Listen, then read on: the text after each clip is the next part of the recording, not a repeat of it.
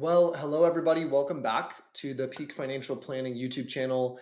So today's video is one that I've been waiting for a while to do. I'm excited to do it. This is a comprehensive video going through a fictional financial plan, a sample financial plan for fictional clients, Steve and Amanda Doe. The idea would be to give you an exposure to what does the exact process look like? What are the documents? What are the items we're gathering? But more than that, what are the tools that we're using to keep everything organized so you can create a visual roadmap of what the financial planning process looks like, right? So the idea here is if done successfully, you will only ever have a financial plan created for you once, because if you have to have it done twice, the plan has failed. And because of that limitation, because of the fact that we will not get repeat repetitions of building a financial plan, most of us will have a very hard time creating a visual that helps us understand what we're entering into, that allows us to make a good decision of whether or not this is right for us, and then also who should we work with. So today's video is a comprehensive look at a fictional financial plan for Steve and Amanda Doe. So without further ado, let's talk about the parameters here. We're going to go through the steps you see on the screen, but at the beginning, I'd like to explain that everything in here is fictional. So rates of return are fictional, data about the potential clients or example clients are fictional, their names are fictional. So we're going to start from the very beginning. The process begins with choosing a financial planner. I've done other more detailed videos on this subject, so I won't spend a lot of time on this. But what I will say is our fictional characters in this story, Steve and Amanda, had three criteria they were looking for out of a financial advisor. And I do recommend this. The first is that the financial advisor needs to be fee only, which means that the firm does not receive commissions, sales-related compensation, or referral compensation. What that means is that the firm is only ever paid directly by the client, in this case, the Does, and this would limit the conflicts of interest the firm would face. The second criteria that the Does had is that the financial advisor needs to be a fiduciary. And a fiduciary means that the advisor in question has to act in the client's best interest rather than in the advisor's best interest when they make their recommendations. Again, I have more rigorous articles about that, and you can click the links in this underlying article if you'd like to read each one or learn more about them. And then the last criteria this fictional couple has is that the advisor has to have, at a minimum, be a certified financial planner professional. And that's basically a designation in this industry that ensures that the planner has a minimum educational standard so that they have the training, skill, and experience to support the plan recommendations they're making. So at the beginning of everything, that's where the Does started. So the next thing they did after coming up with their initial screening criteria of who they're going to work with was start to investigate some financial planning companies. Now, in this fictional article here that I've created, the Does work with Peak Financial Planning, which is my company. So I will just be outlining the process I use at Peak Financial Planning. The first step the Does were asked to do, Steve and Amanda, was to go through what's called a financial fact finder and input personal information. And this financial fact finder is a method of aggregating their financial lives into one central location. Most of us house all our financial information in our heads. It leads to either us hoping and praying that we don't forget something when we make a big financial decision, or us just being too overwhelmed and not doing anything at all financially because there's such a big spider web of varying financial elements that we can't house in our heads at one time. The financial aggregator here is what's called a fact finder, and it's just a set of questions that the client or prospective client can fill out in advance. And you can see, I'll just click through the screens here. It asks for information about employment, pensions, income, retirement accounts, taxable accounts, bank accounts, looking for things like balances, amounts, how you use them, things like that. And there's a series of pages including budget, cash flow, stuff like that, right? Now, the second step that the Does needed to go through is they need to learn what the financial planning process actually looks like. Well, here's a quick breakdown visually for you to look at of the financial planning process. Now, our financial planning process at Peak Financial Planning is really broken into three phases. I'm only showing two of them on the screen, but I'll explain them really briefly. The first phase is like an audit. It's the diagnosis or assessment. We want to go and learn information about you by having you fill out data gather forms, providing documentation, answering questions, and teaching us about your personal goals and financial goals. That process is the audit. As a result of the audit, I, the financial planner, or any financial planner in question, can then produce a prescription.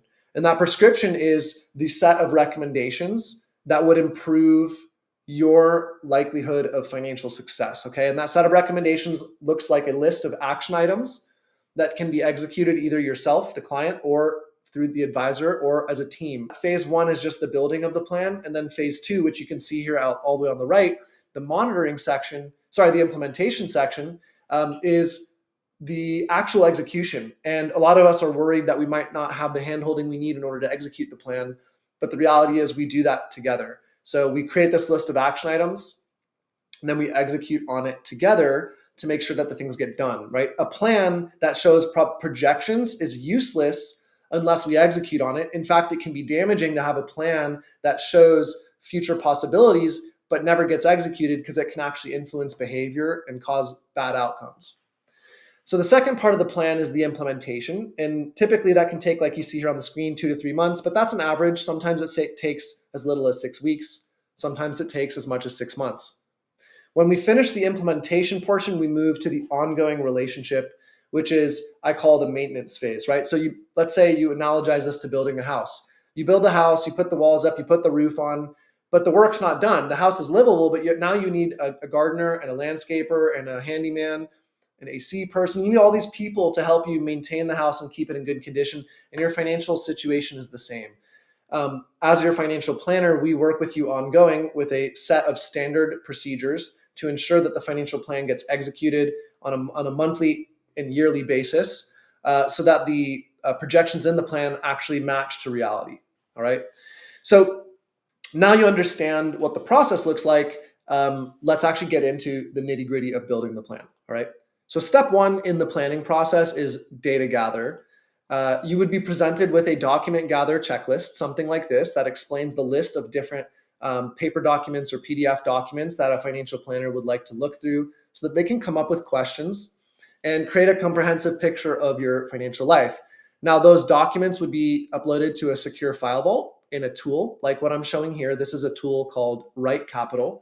And this tool has a secure file vault where all those files can be uploaded, where the plan can be built around those documents. And you have one online secure private portal to view your entire financial plan, support your documentation, etc. Now, the data gather process is really broken into two parts. There's the document gather, and then there's the interview. After you, the client, gather all the documentation, the advisor then is going to come and have a list of questions to fill in that information and plug in gaps. Once the advisor asks all their questions and fills in the gaps, we're going to part ways. The client and the advisor part ways. And now the advisor is going to come to this tool and do some data input to actually put in all the information that they strip from your financial documentation and conversation. That's information about banking, credit cards, investments, loans, properties, everything you can imagine. And you can refer to the written guide for the actual itemized list or details and links to all these different documents and tools I'm showing on the screen. The does come to us and they say to me in Peak Financial Planning, my business, and they say, hey, here are our financial goals that we'd like to know if we can achieve. We hope to have them, but we just don't know if they're possible. Those goals are to retire at age 65 and 61. And you can see that here. They'd like to retire at age 65 and 61. They'd like to be able to go on an annual vacation for $12,000 at the point they retire. And they'd like to know what the maximum spending their investment portfolios can support. Not because they want to spend it, but because they want to understand what are the limitations so that they don't draw their assets down too fast. Their fourth and final goal is just to have an understanding of, are there things they could do to retire earlier? Are they too ambitious with their current retirement ages of 65 and 61, or could they retire earlier? One of the benefits of a tool like this, RICP or any financial planning tool, is it's an aggregator. It pulls in all the information into one place, houses it there so you can come and get a visual snapshot of things without having to go log into 10 different accounts. And that's how we're using it here. You can see that this couple's net worth currently is $1,638,000. They're in their 50s, that they have income. Steve makes around $146,000 a year. Amanda makes $81,000 a year. And they have their savings rates down here in this blue boxes. So they want to know, given the way they're behaving now, saving 10% into Steve's 401k, 10% into Amanda's, making 230,000 or so combined income, can they retire at 65? Steve's age 65, Amanda's 61. How much can their portfolio support in spending if they were to retire at that age? Can they travel for $12,000 a year? And could they retire early if they make changes? So let's take a look. Now, in our second meeting with Steve and Amanda, we're going to come to them with a set of financial planning recommendations that you can see here. These are the list of action items that we think they could take in order to improve their probability of success from 66 to the desired range. It doesn't mean they'll do all those actions, but we have to have a talk with them about the trade-offs. Different actions will require either a commitment of time, a commitment of money, or a commitment of both. Right? So the sacrifices must be made to change our course. And the perfect plan is not the plan that has the best numbers. It's the plan that has the most likelihood of being executed, right? We want to see improvement, but we don't want to set a plan that the sites are, the target is so far out of sight that nobody can actually do it. So here's the list of recommendations. And now we would sit down with Steve and Amanda and say, let's have a conversation about the trade-offs. So in our hypothetical story here that is in the written article, we sit down, we have a set of 8 recommendations for Steve and Amanda, and we show them varying scenarios. And I'm going to take you to that right here. So we show them, firstly, their current plan is too high of a rate of failure. So we show them a plan where they do 5 of the recommendations, but not all 8. So we want them to understand, how do we scale into the plan? 5 of the 8 recommendations takes them from 66% to 74%. Now, we want to compare that to the second scenario and see if Steve and Amanda are open to doing that. In the second scenario, Steve and Amanda would take a bunch more actions. So we have 8 recommendations in the second plan, and you can see that it brings their plan success rate up to 82%, which is well within the desired range. In our hypothetical scenario here, Steve and Amanda actually have a pretty strong base financial plan. They already have a very high savings rate. They already have a significant amount of accumulated assets. They have a strong income. So they come back to us and are comfortable with making all 8 of the adjustments. And they understand that with the recommendations we're making, they think that they can actually execute on all 8 because there'd be a system in place, a support system.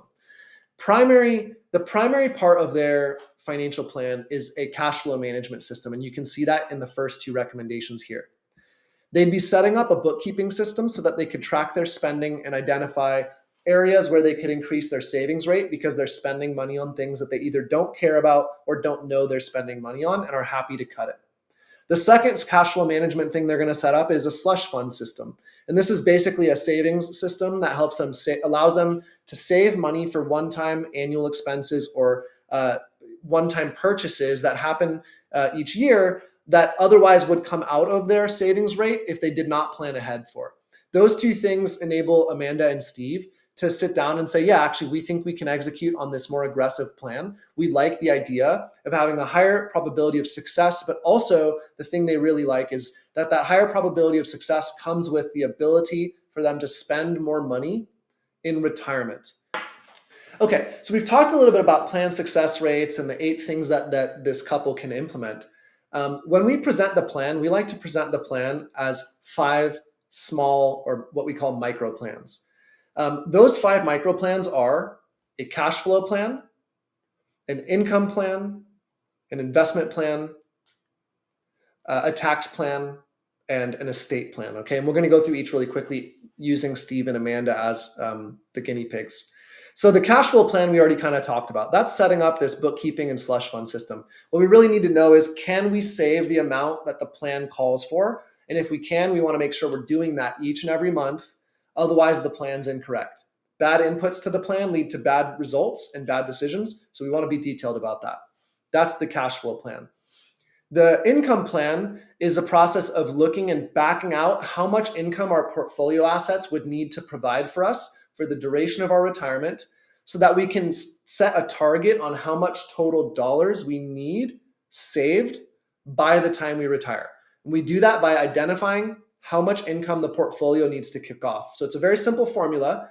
I've written it in other articles, and I'll link to it at the bottom of this video. The formula is your desired spending in retirement minus your guaranteed income results in the amount of portfolio income that you need from your portfolio each year in retirement. So we use that formula through this tool and also through the data gather, and we can find Steve and Amanda's income requirement and build the income plan off that. The third plan is the investment plan. The investment plan is what are the actual investment changes we need to make in order to support the income plan, right? So if we identify that Steve and Amanda need something like $100,000 per year in portfolio income after retiring, well, we can then go and build a portfolio. We can set a savings target to that will satisfy that need. And then we need to build the investment allocation and the investment strategy that will produce that income. The fourth part of their plan is going to be their tax plan. The tax plan is how do we set our assets into the right locations and have a strategy to minimize how much tax we give back to the government while we're alive, but also when we pass, right? One of those things that gets overlooked is how our heirs' tax positions are affected when they inherit money. So we can actually use that long runway of retirement to strategically position our assets so that our heirs pay less in taxes when they inherit the money. Okay. Now, we'll finish with the estate plan, and then I'll talk about the DOE's actual recommendations. The fifth and final plan is the estate plan, and that is having detailed beneficiaries listed on all your retirement plans, having a will, a trust, or both that cover and encompass the way you want your assets to be disposed of when you pass, especially should you pass suddenly. That's the worst case scenario, right? So we want those things in place when you're young so that if something happens suddenly, we can solve for that, or we have instructions for how to handle that. Now, item by item, the DOE's cash flow plan we already talked about. That's a bookkeeping system and a slush fund system. The DOE's income plan, we can find their income number by going into this tool, looking at the cash flows tab and identifying how much income do they actually need to take when they actually retire. So they will need $150,000 per year to support their retirement goals. Now we can use that income number to backtrack how much they need in portfolio assets. That is what you call the income plan, right? The next step is the investment plan. In the financial planning process, we would then tie the savings rate, the current amount of assets the client has, and their rate of return, and find out, does that produce enough assets? In the DOE's case, they're currently getting a 6.5% or just under 6.5% rate of return. They have a more moderate portfolio allocation, and we find in the tool that they need a slightly more aggressive rate of return. They need something like 7.5%. So we need to find a portfolio that would support that 7.5% rate of return. In this case, it's an 80% stock, an 80% equity portfolio and a 20% bond portfolio. But what we also find in the plan is that they only need to do that until they retire. The year before they retire, they can actually phase back into a more conservative plan, and that more conservative investment plan can support their retirement income for the duration of their lives. Now, that is contingent upon them continuing to save aggressively as the recommendations in this plan call for. This plan calls for a savings rate of between 22 and 25%. As they currently behave, Amanda and Steve are saving something like 17% of their income. They believe that if we use this cash flow system, they should be able to save an additional 5 or 6% of income per year because they'll be more tuned into their actual spending habits. And so they're confident with setting a course with this, fully executing all the planning recommendations we've provided them. Again, this is that conversation of trade-offs. Do we do everything? Do we do less? Can we do everything? In this case, in the hypothetical scenario, they believe they can because this cash flow plan supports that. So we will have delivered this plan using not just this presentation you're seeing on the screen. I'm kind of doing a speed run of it, but through a set of documentation that has different areas where we track the recommendations, different reports and visualizations that show the effect of the different recommendations, and mostly conversationally by talking about the trade-offs of these different recommendations. All these things can be stored and housed in this financial planning tool, which is accessible by the client, Steve and Amanda, so they can come in at any time, brush up to speed, and understand what the expectations are of them and what the expectations are of the financial planner. That's very, very important. Now, in the Steve and Amanda Doe hypothetical situation, at this point, they will have made a commitment to the more aggressive of the financial plan recommendations. The next step is to implement those. Now, those recommendations get implemented in a series of shorter meetings that are 30 minutes long called implementation meetings, where we, Peak Financial Planning and an advisor on staff here, would handhold the client through the execution of the different initial upfront actions that need to be done. Some of the actions in this plan are done right away up front. Some of them get done in pieces year by year over time, right? An investment strategy doesn't get done all at once. It's a product of achieving a certain savings target, investing that money either monthly or quarterly or yearly, and then adjusting the portfolio piece by piece in response to economic or market-based changes. So the client and the advisor would be speaking and strategizing and setting expectations of what gets done at the front end in this implementation phase and what gets continuously addressed in the ongoing phase. So once the implementation phase is done and the initial set of tasks that can be done are completed, we move to the ongoing phase. So let's say this plan shows an 82% probability of success for the does, and they start living as though, oh yeah, that's great. When I'm 65, I can spend my $12,000 on vacations. I can spend my $150,000 a year. I can do all these things, and I can even retire at 65. But between age 56, which is current, and 65 later, when they retire, they actually don't do any of the recommendations, or they only do half of them. Well, now they're operating on a false assumption, and it's very likely to produce a bad outcome. They are very likely to have financial problems later in life because they didn't actually stick to the plan. And if they didn't stick to the plan, they didn't come back and update it and say, hey, this was a little too aggressive for us. What other changes can we do or can we make to still have a plan that works, right?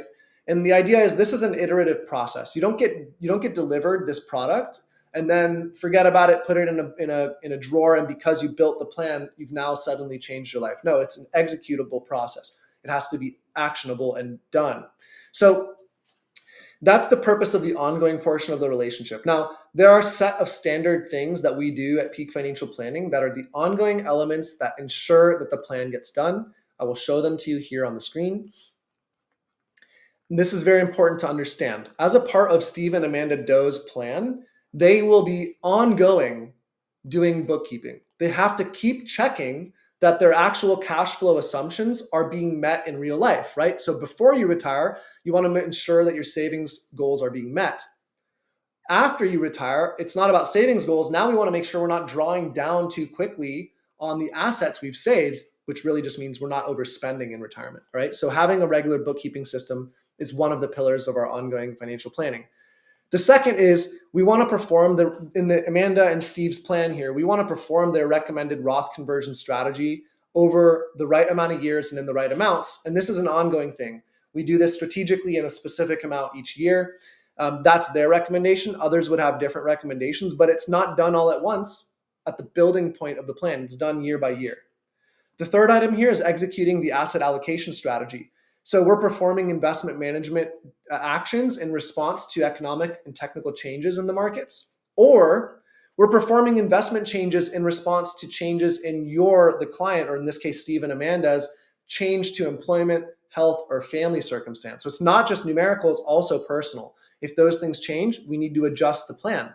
We need to adjust the investment strategy. The fourth item that happens every year on an ongoing basis is performing regular portfolio rebalancing. So we're tax loss harvesting, we're trimming away profit from winners and investing in cheaper items that can produce more returns over time. We're investing new funds. If you have a constant savings goal, or if you're saving money each month or each year, those funds need to be invested. We're also providing liquidity for short and intermediate funding goals, right? Maybe you're going to pay for a kid's wedding and you need to know, where do I take that money from? Maybe you need to buy a new car. Where do I take that money from? What investments do I sell? And then the last thing here is executing the optimal income strategy.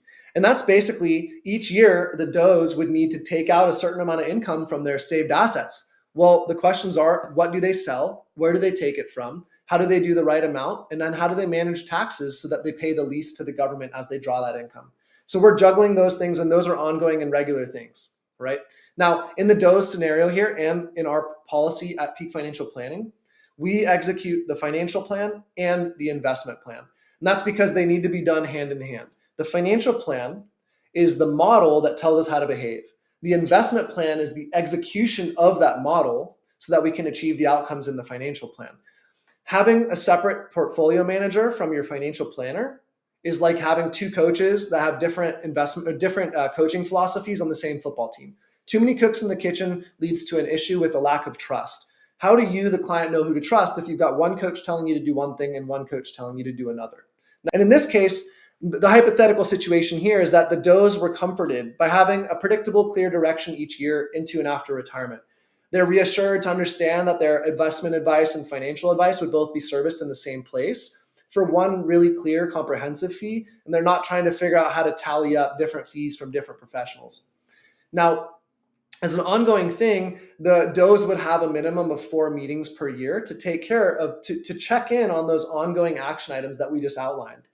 And the thing to understand is that you're not limited to those 4 meetings. You can, at no additional cost, request additional time with your financial planning advisor, your financial planner, and your advisor at Peak Financial Planning via a Zoom meeting, a phone call, or an email. There's no additional cost for that. It's all wrapped into a single comprehensive fee.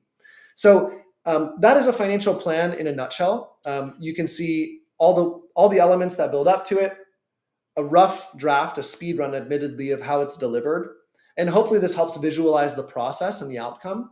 The thing to understand here is a financial plan is dynamic, it changes, and it needs to be adaptive to the changes in your life, but also that it's best to be done in one comprehensive manner, with the financial planning done first and the investment management done second, or as a product of the financial plan, right? And ideally done under the same roof so that those parties can communicate, perform well, and match the inputs to the outputs, right? Are my investment decisions consistent with my financial plan? Yes or no? If they're not, let's adjust them. So anyways, I hope this was helpful. If you'd like to see any zoom ins or more detailed recordings of any of the individual elements of this video, please let me know in the comments. It was a pleasure to make this video and a lot of fun. And I hope that you found this informative. Thank you so much for watching, and I'll see you in the next video.